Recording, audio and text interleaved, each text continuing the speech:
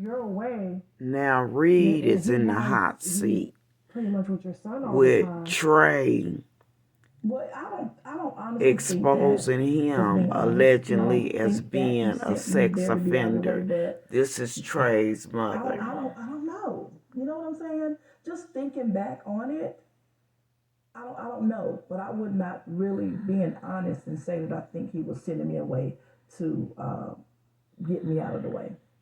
Okay. By Tasha K, the same one that interviewed him with Kirk Franklin. But when did you really come to know about what had transpired? When I was in St. Martin and my children called me. Some things was happening, some things that happened transpired with Trey um, and my daughter-in-law. Trey is the young guy allegedly that L.A. Reid molested. They were with my other son. Okay. But I was in St. Martin. Because Trey met his wife at Reed's church. At the church. Mm-hmm. Okay. At the church. And I found out I was in St. Martin. That's when I found out. Okay. How did you find out what was said, though? So, my son was telling me, my oldest son was telling me what was going on with all of them. And Trey, of course, was telling him what had happened or whatever. And when I finally was able to talk to my children, because when I was in that space, they were talking to me and I was trying to handle things. I'm in St. Martin.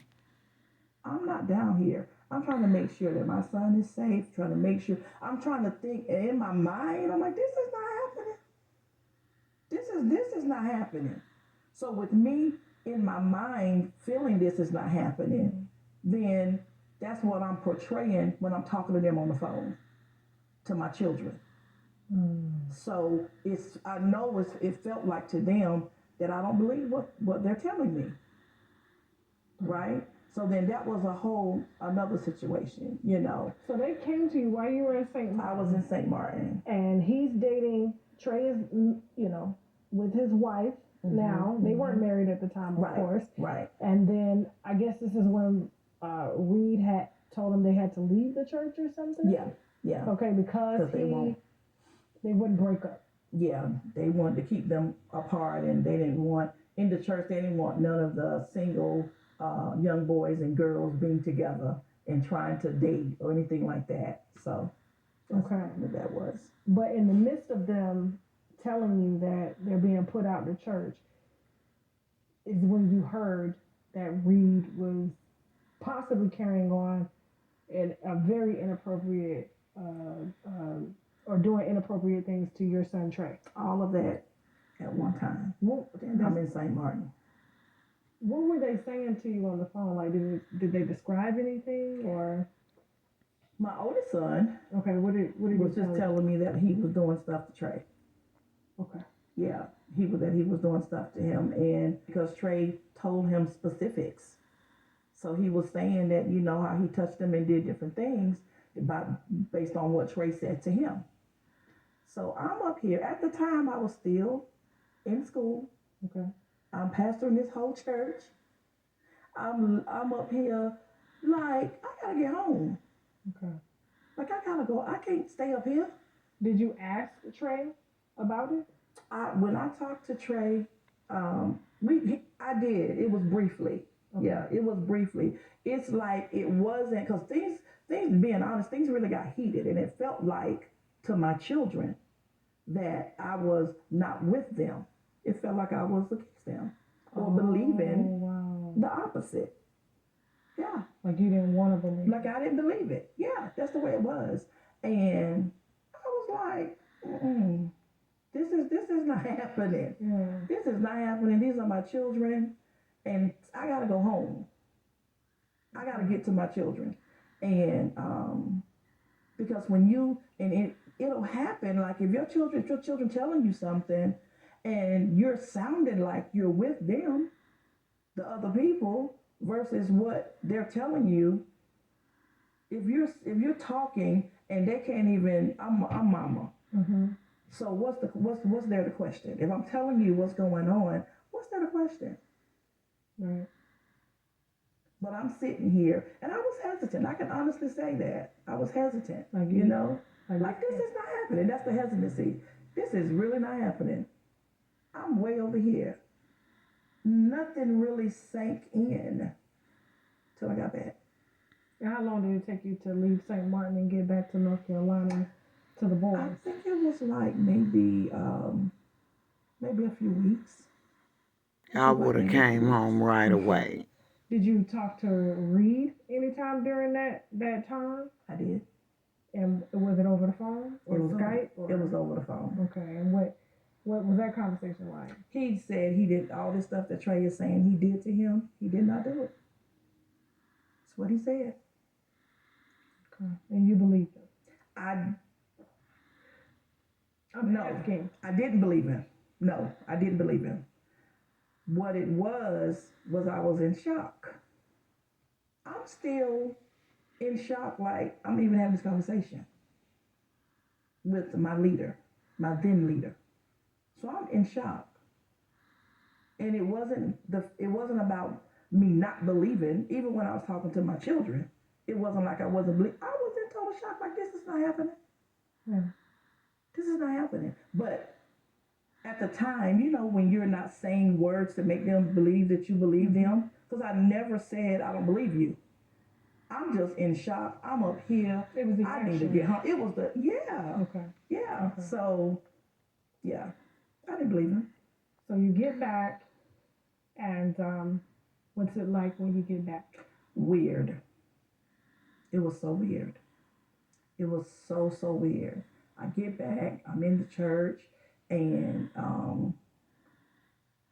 he would use other things. I wasn't talking to him a lot, and I gradually started backing away.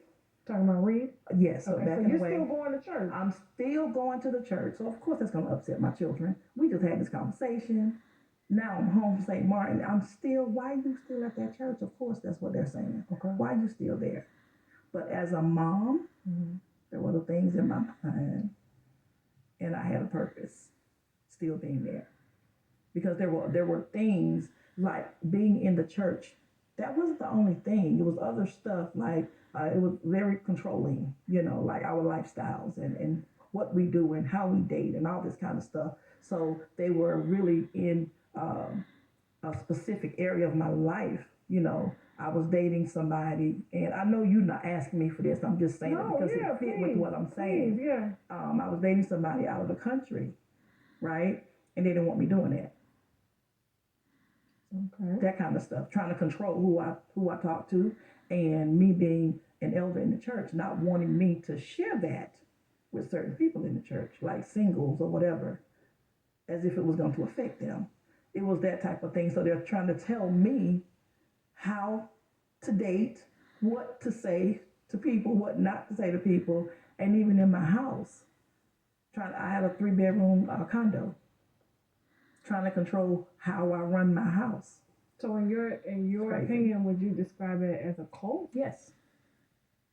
Yes. Okay, so you were still up under. Oh my God. When you're hearing this, because you're obviously in St. Martin working for the church, and they're fulfilling a dream or passion that you've always wanted to do. Yes. Which is in ministry, you're like, I don't believe this, because you're still like under the influence of their influence. Yeah. So whatever he tells you pretty much is gold. That's the way it was. Yeah. So the boys are upset with you, Trey and his older brother. Yep, I'll never forget that. I will never forget that.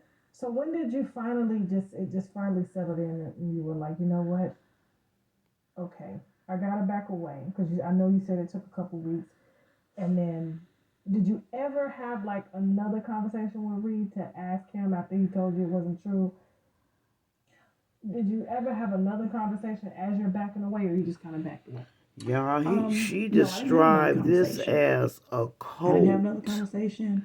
And the thing about it, after that, because the same way L.A. Reid came at Lamar Whitehead and put him on blast like that, do you see how things can double up and come back at you? He did Kirk Franklin the same way. And look, now he sit in the hot seat to explain himself with someone that is allegedly accusing him of sexual molestation. We have to be so careful when we step on others' necks, when we say things and prejudge other people. We have to be so careful and know that one day you are going to sit in the seat of judgment. Have a blessed day, Pink Hearts, and I love you. Let's pray for all of the people and young people that are going through sexual molestation and have to keep it hidden because they feel like they can't tell anyone.